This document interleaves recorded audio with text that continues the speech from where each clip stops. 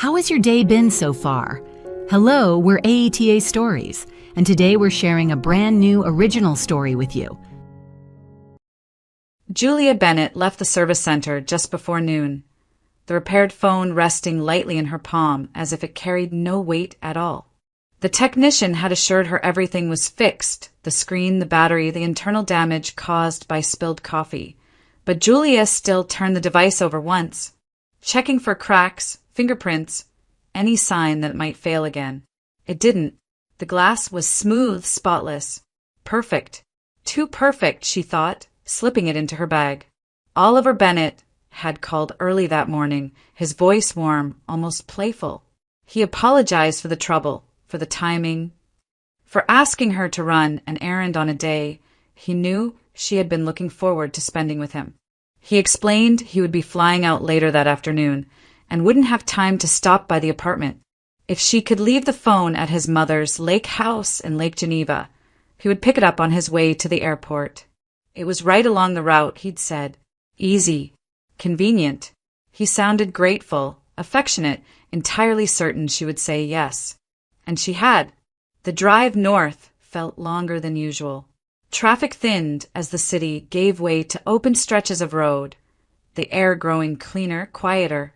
Julia rolled down the window for a moment and let the breeze in, trying to calm the faint tension that had settled in her chest. She had been to Eleanor Bennett's lake house several times before, always at Oliver's side, always as a guest who knew her place. Being there alone felt different, exposed. The gate opened smoothly after she entered the code. The gravel driveway curved toward the house, crunching softly beneath her tires. The property was immaculate, manicured lawns, trimmed hedges, not a single leaf out of place. The lake shimmered beyond the trees, calm and glassy, as if the world itself knew better than to disturb the order here. Julia parked near the front and sat for a moment, hands resting on the steering wheel. Eleanor was supposed to be traveling, visiting a friend out of state. Oliver had mentioned it casually, as if it were just another detail. The house would be empty. Julia told herself there was nothing to be nervous about. She had been asked to come. She belonged here, at least for now. Inside, the air was cool and faintly scented with polished wood and citrus cleaner. Everything looked untouched. The furniture was arranged with careful symmetry. The colors muted and elegant. No personal clutter. No warmth. Julia moved quietly, almost instinctively lowering her footsteps, as though the house might object to her presence. She walked through the living room toward the large windows overlooking the lake. Sunlight poured in, illuminating the pale floors and the long dining table set perfectly, though no one would be dining there today. This was Eleanor's world, controlled, restrained, flawless. Julia had always felt like a temporary visitor here, someone allowed and out of courtesy, not acceptance. She set her bag down on the sideboard and removed the phone. Oliver had told her to leave it on the table in the living room. She placed it carefully near the center, aligning it with the edge as if that mattered. For a brief second, she hesitated, then stepped back, as though she might disturb something invisible. Standing there, Julia felt the familiar sensation rise again, that quiet awareness of being out of place. It wasn't just Eleanor's house. It was Eleanor herself, her posture, her measured tone, the way her eyes always seemed to look past Julia rather than at her. Polite, distant, judging, though never openly. Julia had tried again and again to tell herself she was imagining it.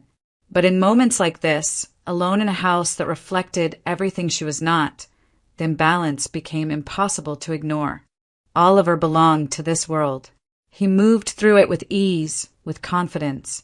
Wealth, order, expectation, it all fit him naturally. Julia, by contrast, felt as though she had stepped into someone else's life by accident, careful not to leave fingerprints behind. She told herself she was being unreasonable. Oliver loved her. He had chosen her. That had to mean something. Still, as she stood in the center of the pristine living room, the silence pressing in from all sides, Unease settled deeper into her thoughts. This was how it always began, she realized, not with arguments or cruelty, but with quiet spaces where she felt smaller than she should, with a sense that the ground beneath her feet did not quite belong to her. Julia picked up her bag and turned toward the door, eager to leave the house behind. She did not know it yet, but the balance she had been trying so hard to maintain had already begun to shift. Long before Julia Bennett learned how to move carefully through houses like Eleanor's, she learned how to survive with very little. She grew up with her mother in a small apartment on the edge of town, the kind of place where the paint peeled near the windows and the heat worked only when it felt like it. Her father had left when Julia was young. There were no dramatic scenes, no long explanations, just absence, followed by the quiet understanding that it was now the two of them against the world. Her mother worked constantly. Some weeks it was one job, other weeks two. Julia learned early not to ask for things. She watched how her mother counted money at the kitchen table late at night, how she folded bills back into her wallet with careful precision. They were never starving, never desperate enough to ask for help, but comfort was always just out of reach. Julia learned to be grateful for stability, even when it came without ease. At school, she did well, not because anyone pushed her, but because she believed education was the only way forward. She studied in the evenings while her mother slept. Textbooks spread across the narrow desk in her bedroom. College felt like a promise, proof that effort could change the shape of a life.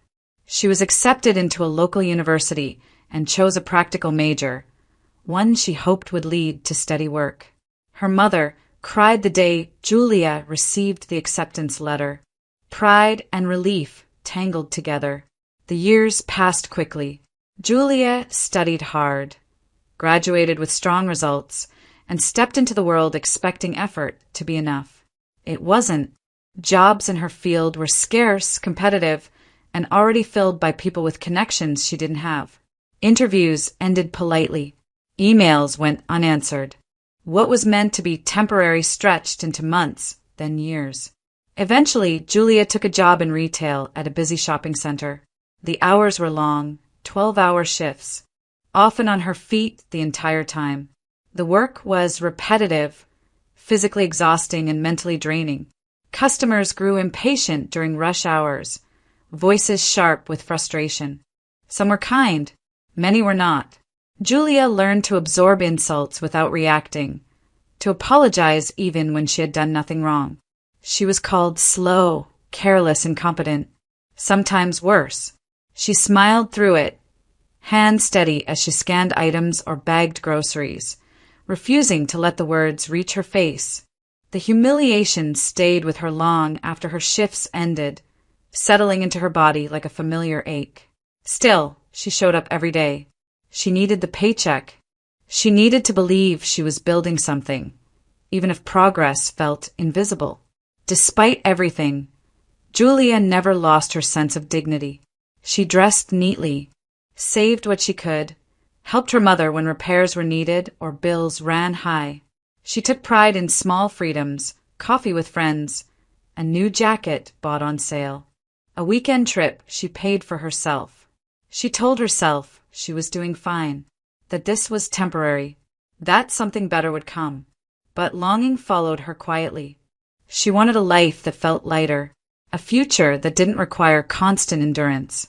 She wanted to be chosen, not as a convenience, not as a placeholder, but fully and deliberately. That was why Oliver's attention mattered in a way she hadn't expected. When he first noticed her, when he spoke to her not as a customer or a passerby, but as someone worth listening to, it felt unreal.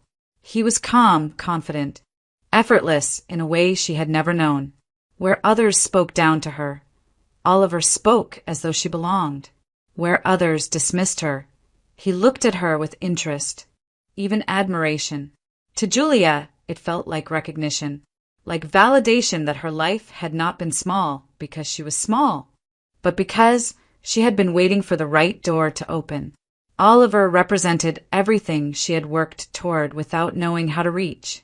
Stability, ease, a future that did not revolve around survival. Being with him felt like stepping out of the narrow room she had lived in for so long and into open space. She did not see dependence forming. She saw relief. She did not recognize imbalance. She felt gratitude. Julia had spent her life enduring quietly, believing that effort would be rewarded eventually. When Oliver appeared, she thought the reward had finally arrived, not as money or status, but as love. And she held onto that belief with the same determination she had always used to hold her life together. Julia noticed Oliver long before he ever noticed her. He passed her register several times a week, always moving with the same quiet certainty, a paper cup of coffee in one hand, his phone in the other. He never rushed, yet he never lingered. His clothes were simple, but clearly expensive, his posture relaxed. His attention focused somewhere beyond the mall's fluorescent lights and echoing corridors. To Julia, he looked like someone from another life, one that did not include price checks, long lines, or aching feet at the end of shift. At first, he didn't look at her at all, and that was fine. She had learned not to expect to be noticed. Then one afternoon, as she stood behind the counter during a lull, she glanced up and caught his eye through the glass. It lasted only a second, a flicker of recognition. He smiled, just slightly, before continuing on his way. Julia felt her face warm instantly. She told herself it meant nothing. People smiled all the time. But after that, she began to see him more often. Or perhaps she had always seen him and was only now allowing herself to pay attention. Sometimes their eyes met again, briefly, as he walked past. Sometimes he slowed just enough to glance in her direction. It was subtle, easy to dismiss, but to Julia it felt like a thread forming. Thin but real. She didn't imagine he would ever speak to her. Men like him didn't, and if they did, it was usually with an expectation she had no intention of fulfilling. So she stayed where she was, polite, distant, focused on her work. The incident happened on a crowded evening. During the after-work rush, the line stretched down the aisle, customers shifting impatiently from foot to foot. Julia worked as quickly as she could, hands moving automatically. Somewhere behind her, a man began to complain. Loudly, he smelled of alcohol and impatience. His words slurred as he accused her of being slow, incompetent, useless. At first, Julia ignored him. She had learned that engaging only made things worse. But the insults escalated. He mocked her, raised his voice, drew attention from the rest of the line. Her chest tightened. She kept her eyes down, fingers steady as she completed each transaction. The humiliation burned, familiar and sharp. No one intervened. A few customers looked away. Others watched with mild interest, as though this were part of the evening's entertainment. Then a calm voice cut through the noise. "That's enough." Julia turned, startled. Oliver stood behind the man, his expression composed, his tone measured. He didn't raise his voice. He didn't insult or threaten. He simply placed a hand on the man's shoulder and spoke again, quietly, firmly. "You're done here." The man protested, tried to laugh it off, but Oliver didn't waver. With controlled ease, he guided the man away from the counter, steering him toward the exit. There was no struggle, no spectacle, just authority. The line exhaled, collectively. Someone murmured approval. Someone else laughed nervously. Julia watched, stunned as the moment resolved itself. When Oliver returned, he met her eyes directly for the first time. Up close, his gaze was steady, assessing warm. "Are you okay?" he asked. She nodded, unsure what to say. Her voice felt stuck somewhere behind her ribs. "Yes, thank you." "You don't deserve that," he said simply, as if stating a fact. Those words stayed with her. He waited until her shift ended, helped bag groceries when the line surged again, taking instruction without complaint. When the last customer left and the lights dimmed slightly, he asked if she would like to take a walk. The park nearby was quiet in the evenings, he said. They talked as they walked, about work, about the city, about nothing important and everything at once. Oliver listened. He asked questions and waited for the answers. He didn't interrupt or look distracted. Julia found herself speaking more freely than she usually did. Surprised by the ease of it, he didn't make promises. He didn't exaggerate. He simply paid attention. When he walked her home, Julia hesitated before letting him see her building. She expected judgment, some flicker of disappointment. But Oliver didn't react. He smiled, thanked her for the evening, and told her he would like to see her again. That night, lying in bed, Julia replayed the day over and over. Not the insults, not the fear. The moment Oliver stepped in, the certainty in his voice, the way he looked at her as though she mattered. For the first time in a long while, Julia felt chosen. And in that feeling, bright, overwhelming, intoxicating, she mistook rescue for love. Moving in with Oliver felt less like a decision and more like a gentle slide into something inevitable. One evening he mentioned, almost in passing, how much he disliked the quiet after she left. Another time he pointed out that his apartment was too large for one person. When he finally asked if she would consider staying more often, if she would consider living there, Julia said yes without hesitation. Oliver's apartment was everything her own had never been. Spacious, clean, calm. Mornings were quiet, framed by floor-to-ceiling windows and filtered light. Evenings ended with dinner already waiting or reservations made somewhere she had never imagined going before. Julia adapted quickly, learning where things belonged. How he liked his coffee, which nights he preferred to work late in silence. She found comfort in routine, pride in making the space feel lived in. Not long after she moved in, Oliver began to comment on her job. At first it was concern. He asked how her feet felt after long shifts, whether customers were still difficult, whether the stress ever followed her home. Julia answered honestly. Yes, it was exhausting. Yes, some days left her drained and irritable. Oliver listened carefully, nodding as if filing the information away. Then he made a suggestion.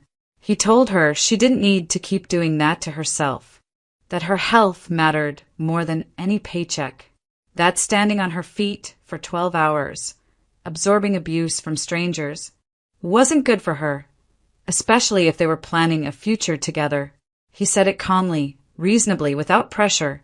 He reminded her that he could provide, that she deserved rest. Julia resisted at first. Work was exhausting, but it was hers. It was proof she could stand on her own. Oliver didn't argue. He waited. When she came home sore and quiet after another long shift, he held her and repeated the offer. When she mentioned headaches, he suggested she take a break. When she talked about plans they might make someday, he framed it as preparation. Eventually she agreed. The relief was immediate. No alarms before dawn. No aching legs. No tight smile for angry customers. Oliver transferred money into her account without comment, insisted she keep it separate, said it was important she feel secure. He encouraged her to take care of herself, to rest, to think about what she might want to do next. Julia told herself this was partnership, support, love. They traveled when Oliver's schedule allowed.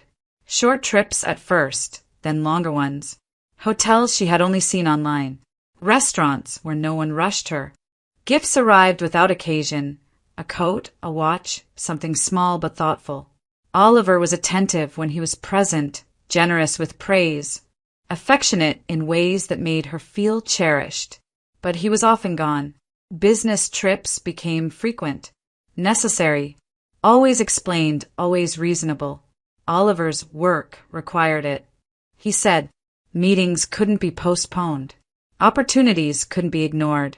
Julia accepted this easily. She had always known his world was larger, more demanding than hers. When he was away, she missed him intensely. The apartment felt too quiet, too still. She waited for his calls, his messages, shaping her days around the time zones he occupied. When he returned, she adjusted instantly, grateful for the attention, eager to please. Over time, Julia stopped thinking of the money he provided as temporary. She stopped scanning job listings. The independence she had fought for quietly dissolved into comfort. She didn't notice when choices began to narrow, when travel plans depended on his schedule, when decisions were made before she realized there was a discussion to be had. Oliver never raised his voice. He never forbade. He suggested. He guided. He framed his preferences as concern, his control as care. Julia felt safe, protected, sheltered from a world that had never been gentle to her. And yet, something subtle shifted. Without work, without her own routine, her days began to revolve around his. Without realizing it, she waited for his calls, his returns, his approval. She told herself this was normal, that this was what it meant to build a life with someone more established, more experienced. From the outside, the relationship looked ideal. A successful man providing for the woman he loved. Affection, stability, security. Inside it, a quiet imbalance took root. Julia didn't feel trapped. She felt grateful. And in that gratitude, she failed to see how much of herself she was slowly setting aside. Julia met Eleanor Bennett properly for the first time at her home, several months after she and Oliver had begun living together. The invitation came from Oliver himself, delivered casually, as though there were nothing significant about it. "Dinner with my mother," he said. "You'll like her. She's particular, but she means well." Julia believed him, or at least she wanted to. Eleanor's house was elegant in a way that felt deliberate rather than warm. Every object seemed chosen not for comfort, but for appearance. The furniture was arranged with precision, the lighting soft but calculated.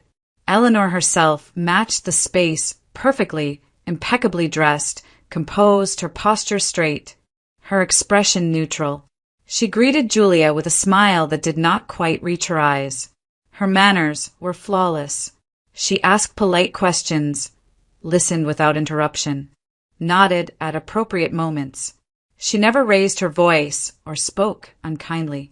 And yet, Julia felt as though she were being assessed rather than welcomed.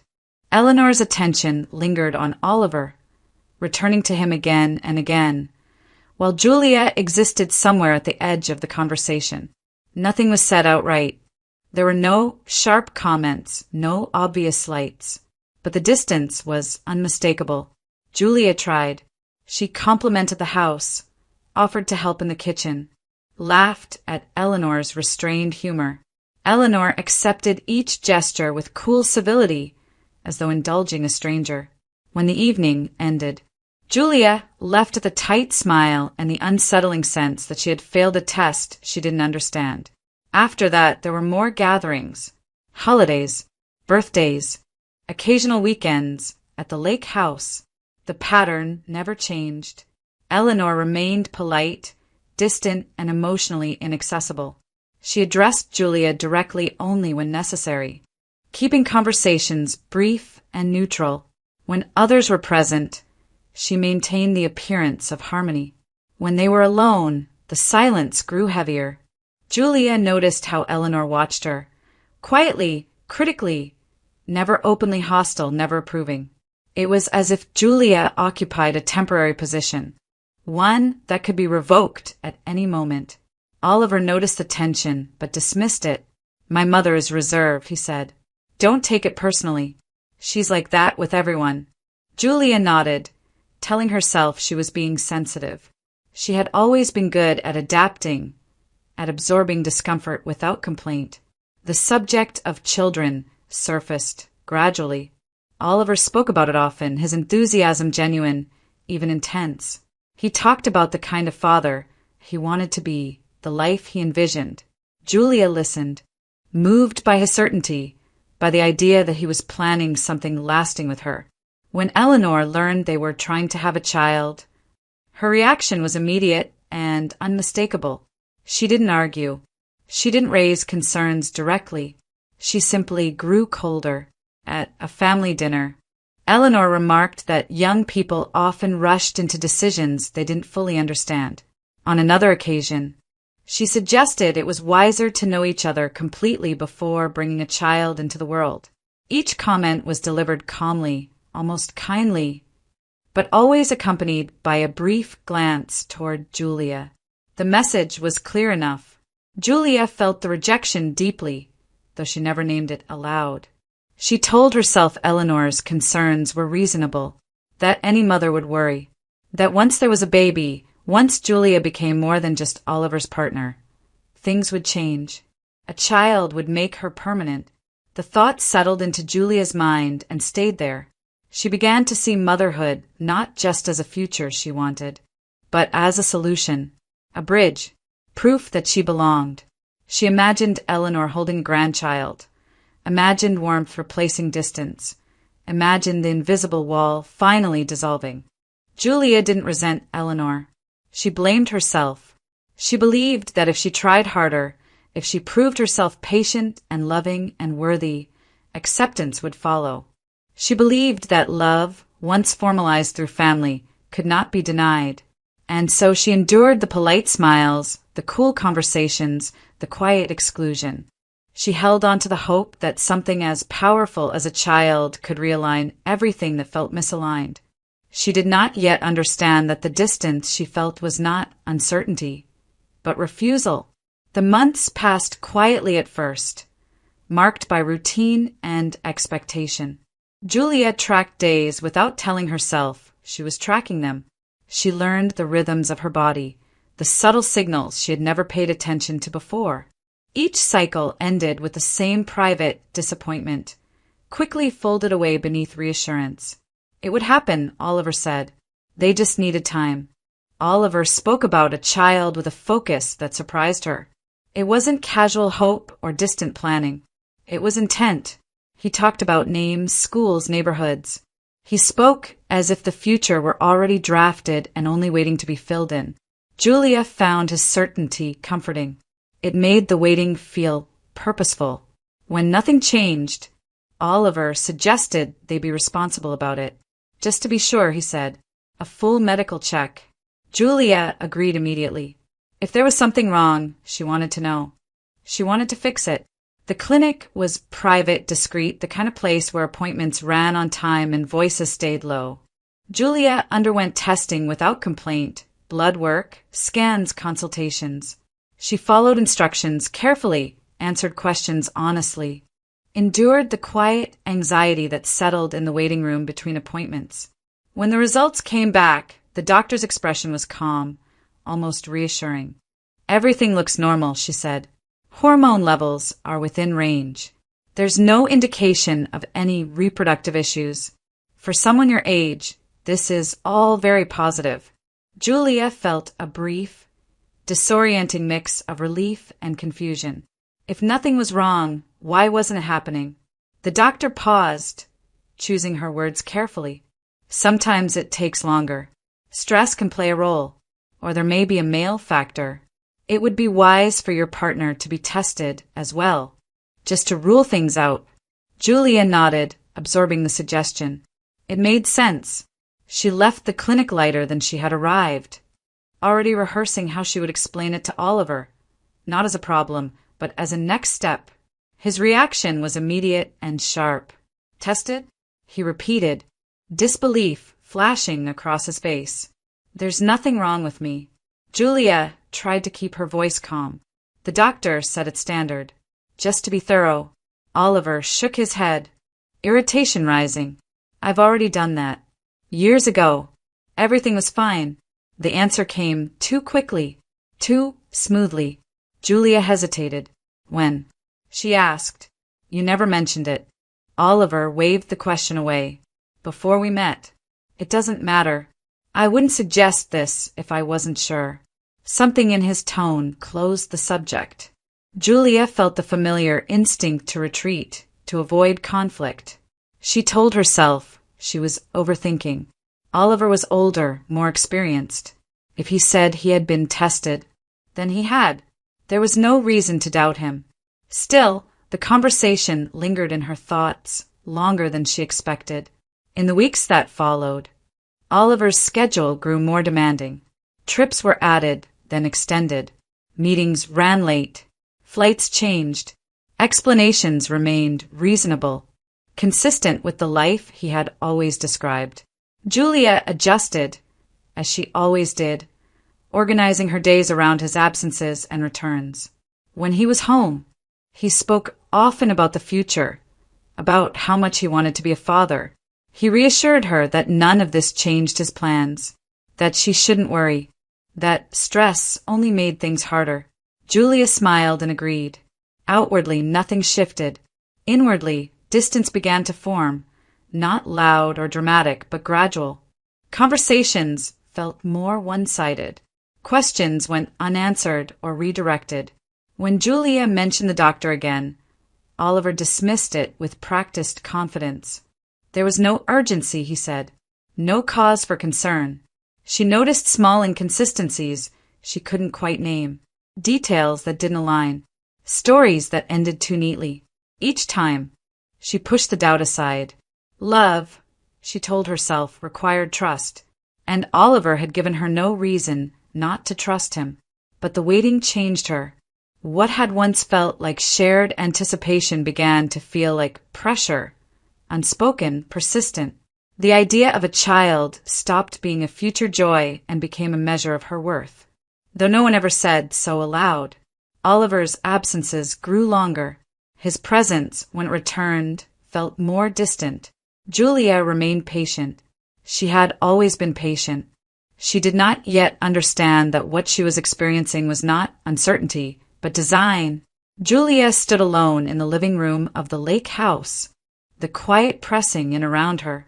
The phone lay where she had placed it, centered on the table, aligned carefully, untouched since she arrived. She told herself she was finished, that she should leave. Oliver would pick it up later, and the errand would be complete. But a doubt surfaced, small and practical. What if it still didn't work properly? What if the repair hadn't held? Oliver needed the phone for his trip. It would be careless not to check, she reasoned. Responsible. Nothing more. She picked it up and pressed the power button. The screen lit immediately. No lag. No flicker. The device booted smoothly, as though nothing had ever been wrong with it. Julia exhaled, a faint relief passing through her. She waited for the home screen to appear, ready to turn it off again. Then a notification slid into view. A message. An incoming video. Julia froze, her thumb hovering above the screen. She hadn't meant to open anything. She told herself she wouldn't, but the motion came automatically, practiced and unconscious, the result of habit rather than intent. The file began to load. She realized what she was doing too late. The video filled the screen. A woman appeared, seated on a pale leather sofa in a room washed with warm light. She was striking, effortlessly so. Long blonde hair fell over her shoulders in soft waves. Her skin glowed, bronze and flawless. She wore a silk dress that looked expensive without trying to look impressive. Everything about her suggested ease, confidence, ownership of the space she occupied. The woman smiled. "Hi, my love," she said, her voice smooth and intimate. "I miss you." Julia felt the words land before she could process them. The woman leaned closer to the camera, as though speaking only to the person on the other side. "I know you said it's just another business trip, but I can't wait until you get here. I'm already counting the hours." Julia's chest tightened. Business trip. Oliver had said the same thing. To her. To everyone. The woman laughed softly. "You always say you'll be quick, but I know how it goes. Meetings, delays, excuses. Still, you promised you'd come straight to me this time." The room seemed to tilt. Julia's mind searched desperately for an explanation that didn't exist. A forwarded video. A mistake. A misunderstanding. But the way the woman spoke, casual, familiar, left no room for doubt. Then the woman's expression shifted. Her smile sharpened. "You know," she continued, lifting a champagne glass into frame. "I'm getting tired of this waiting, of pretending, of her." Julia's breath caught. "She's sweet, I'll give her that, the woman said lightly. Julia. Such a fitting name for someone so simple. She took a sip, eyes never leaving the camera. But we both know she's not the one. Julia's name echoed in her head, hollow and unreal. The woman leaned back, crossing her legs with deliberate ease. You keep saying it takes time, that you're being careful, that you need the right circumstances. I understand truly. I know how serious you are about this. A pause. But maybe it's time we move forward with Plan B. The word struck with quiet force. Plan B.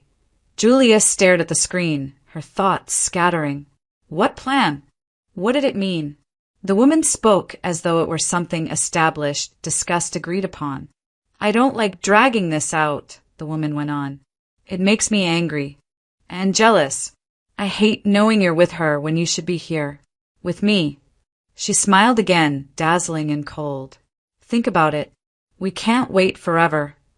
The video ended abruptly. The screen went dark, reflecting Julia's face back at her. Pale, unmoving, unrecognizable. She held the phone at arm's length, as if it might burn her. The silence in the house grew heavier, almost oppressive. For several seconds, she didn't move. She didn't breathe. Then reality settled in. Slow and merciless. This was not an accident, not a misunderstanding, not a momentary lapse. The woman had known Oliver's schedule. She had known Julia.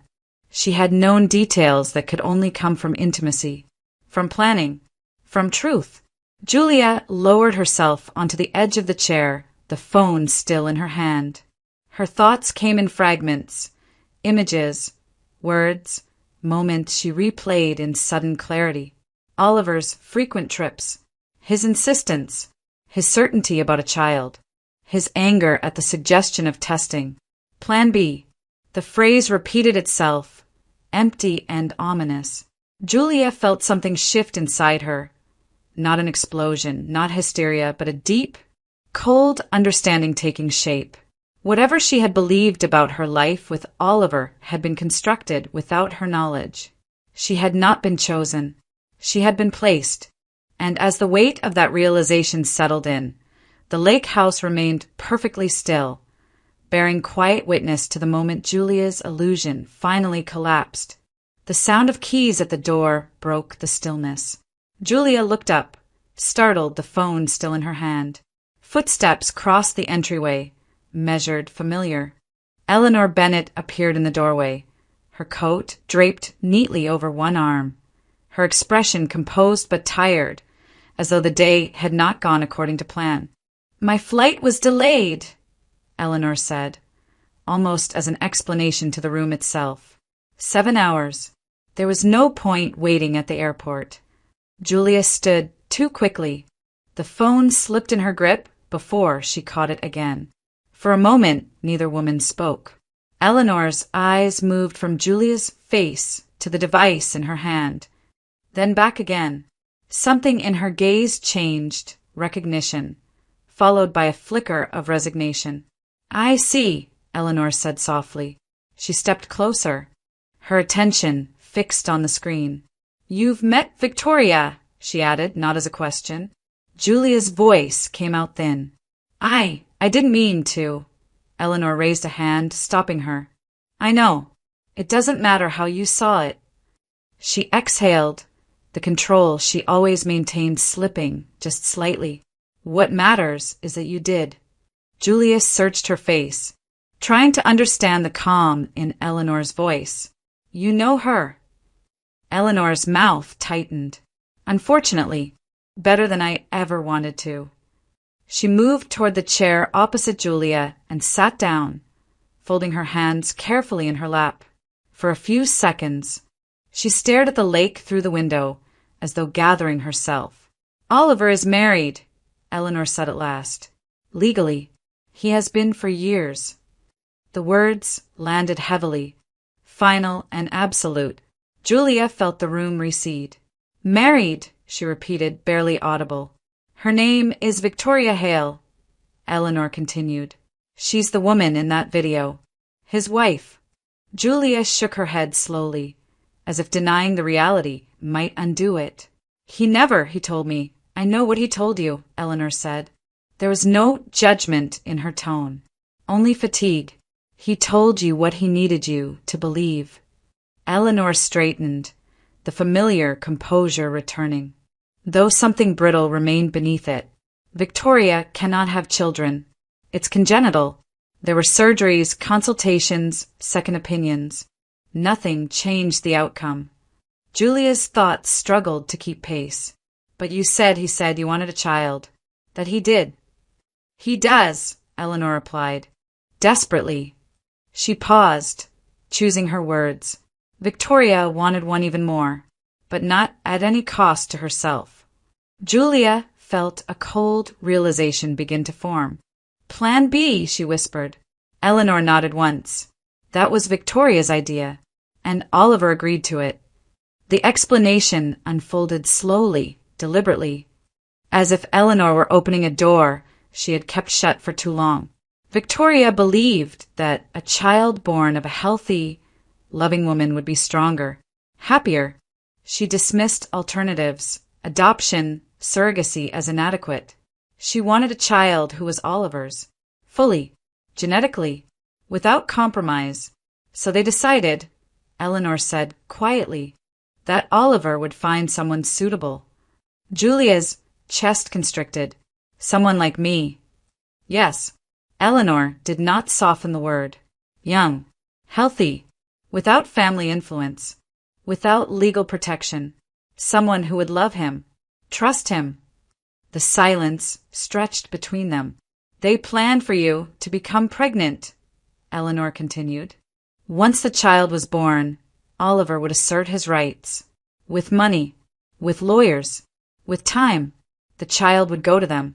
You would be removed from the equation. Julia's hands trembled, and I would just, what? Disappear. Eleanor's gaze dropped. That was the intention. The truth pressed in from all sides, sharp and suffocating. Julia's mind reeled backward, replaying months of conversations, reassurances, promises, Oliver's urgency, his certainty, his anger when questioned. Eleanor spoke again, her voice lower now. Oliver learned this way of thinking from his father. She hesitated, then continued. My husband was a powerful man, brilliant, charismatic, and utterly ruthless. People were assets to him.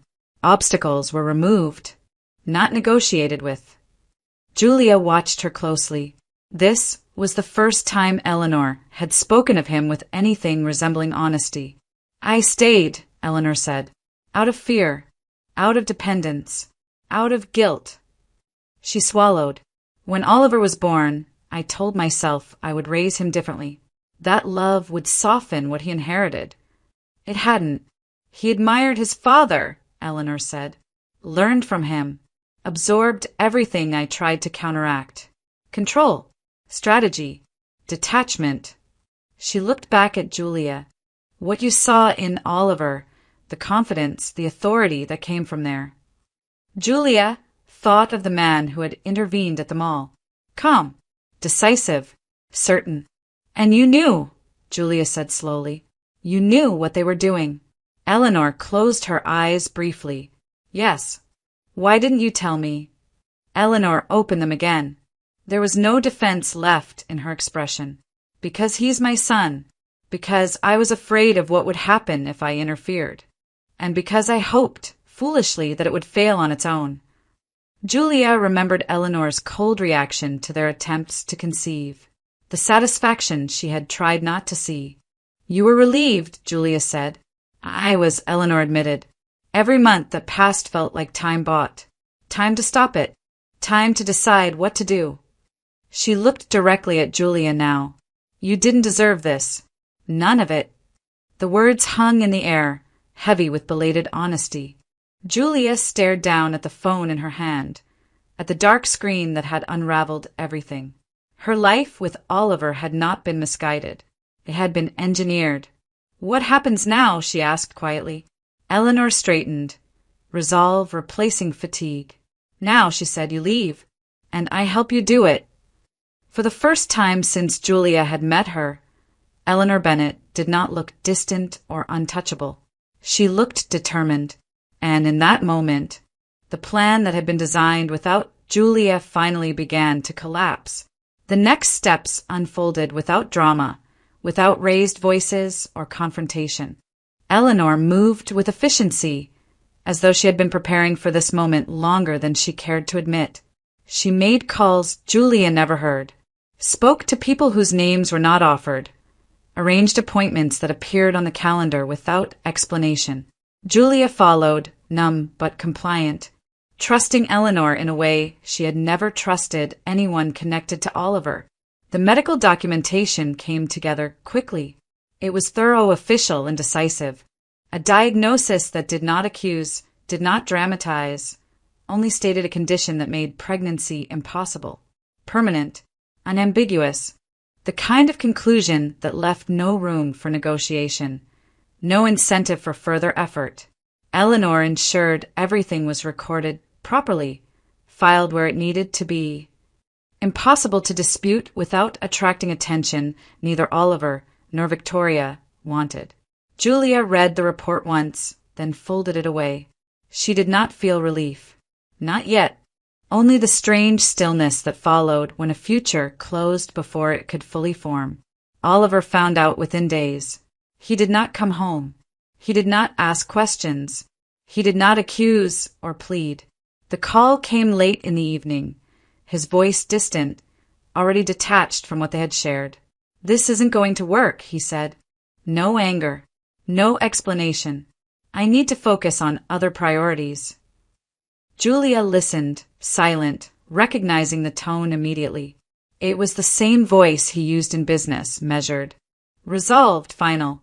"I'll arrange for my things to be picked up," Oliver continued. "There's no reason to make this complicated." She waited for something else. An apology, an acknowledgement, anything that suggested the last years had mattered. Nothing came. The call ended as cleanly as it had begun. There were no legal disputes, no arguments over property or finances. They were not married. Their accounts were separate. Oliver's apartment had never truly been hers. The relationship dissolved with administrative ease, as though it had been designed to do exactly that. Julia packed quietly. She moved through the rooms with care, leaving them as she had found them. The life she had built there felt suddenly provisional, like a set dismantled after a performance ended. When she locked the door for the last time, she felt a wave of dizziness, not regret, but disbelief at how easily it had all disappeared. Eleanor kept her word. Before Julia left town, Eleanor handed her the keys to a small coastal house several hours south, tucked into a quiet community near the water. The gesture was practical, not sentimental. "Live there," Eleanor said. "Or sell it, rent it, do whatever you need to do." She paused, then added, "It's not enough. I know that. But it's what I can give you without further entanglement." Julia accepted the keys without ceremony. She understood what the gift represented. Not generosity, but responsibility. A form of restitution that came too late to undo harm, but early enough to prevent more. The drive away from Naperville felt unreal. The familiar streets blurred past as Julia crossed into a life that had no shape yet. She cried once, unexpectedly, while stopped at a red light. The tears came without sound and ended just as abruptly. Relief arrived first. Relief that the waiting was over. Relief that the questions no longer needed answers.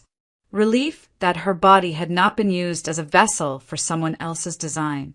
Grief followed close behind. Not for Oliver. Not even for the future she had imagined with him, but for the woman she had been while believing in that future. For the trust she had given freely. For the years spent measuring herself against expectations that were never meant to include her. At the coast, the house was modest and sunlit. The ocean stretched wide and indifferent, waves moving without urgency or intention. Julia stood on the porch and breathed deeply, tasting salt in the air. The quiet felt different here, less oppressive, more open. That night, as she unpacked the few things she had brought with her, Julia allowed herself to mourn. Not loudly, not dramatically. She mourned in the way she always had, silently with endurance. But beneath the grief, something else stirred. For the first time in a long while, the future was no longer being shaped without her consent. The ocean did not heal Julia overnight. It did not erase memory or soften the past with romantic gestures. What it offered instead was consistency. The waves arrived and retreated without deception, without expectation. Days passed marked by light, wind, and the steady rhythm of tides that asked nothing of her. Julia settled into the coastal town quietly. She learned the roads, the markets, the sound of gulls in the early morning. The house Eleanor had given her was simple but solid, standing a short walk from the shore. Julia painted the walls herself, chose furniture slowly, deliberately. Every decision belonged to her alone. For the first time in years, there was no one else's plan unfolding around her. She found work nearby, modest and honest. The pay was enough. The hours were reasonable. No one told her to quit for her own good. No one framed dependence as care.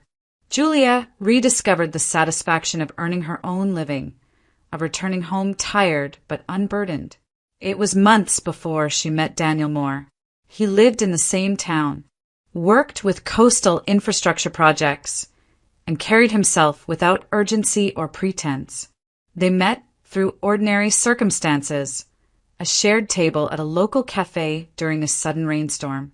Their first conversations were unremarkable. Daniel did not impress her with grand stories or dramatic gestures. He asked questions and waited for answers. He listened. What struck Julia most was the absence of pressure. Daniel did not try to define her. He did not rush intimacy or hint at futures she had not chosen. He showed up when he said he would. When disagreements surfaced, he addressed them directly, without charm or deflection. His steadiness was unfamiliar at first, almost unsettling. Julia realized how conditioned she had become to imbalance. With Oliver, attention had come in bursts, intense, selective, conditional. Love had always been framed as protection, as provision, as something she owed gratitude for. With Daniel, affection arrived quietly without hierarchy. There were no rescues because there was no need for one. Their relationship grew slowly. When Daniel learned about Julia's past, he did not interrupt or reinterpret it. He did not tell her she had been naive, nor did he position himself as different by comparison. He accepted the story as hers, not as a lesson or a warning. When they married, it was without spectacle. No grand venue, no strategic alliances, no silent observers calculating outcomes. The ceremony was small, held by the sea, witnessed by people who knew Julia not as an extension of someone else's life, but as herself. Their marriage was based on clarity. Finances were discussed openly. Boundaries were respected. Decisions were shared. There was no sense of ownership, no illusion of benevolence masking control. Sometimes in quiet moments, Julia reflected on her years with Oliver. She saw now how refinement had concealed cruelty, how intelligence had disguised manipulation, how success had been mistaken for character.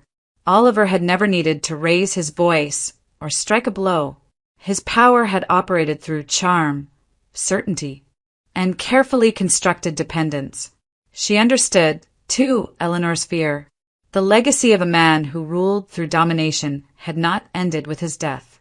It had simply adapted, becoming smoother, quieter, more socially acceptable. Some evil, Julia realized, did not announce itself. It arrived well-dressed. It spoke calmly. It offered comfort while quietly erasing autonomy. The thought no longer filled her with anger. Instead, it brought clarity. Julia did not seek justice beyond what had already occurred. She did not follow news of Oliver or Victoria. Whatever lives they built were no longer hers to observe. She trusted that patterns repeated themselves without intervention. What mattered was what remained. On evenings, when the sun dipped low over the water, Julia walked the shoreline with Daniel, listening to the surf, feeling the sand shift beneath her feet. She was not waiting for approval. She was not preparing to be chosen or discarded. She existed fully, independently, without negotiation. Survival, she learned, did not always look dramatic. Sometimes it was quiet.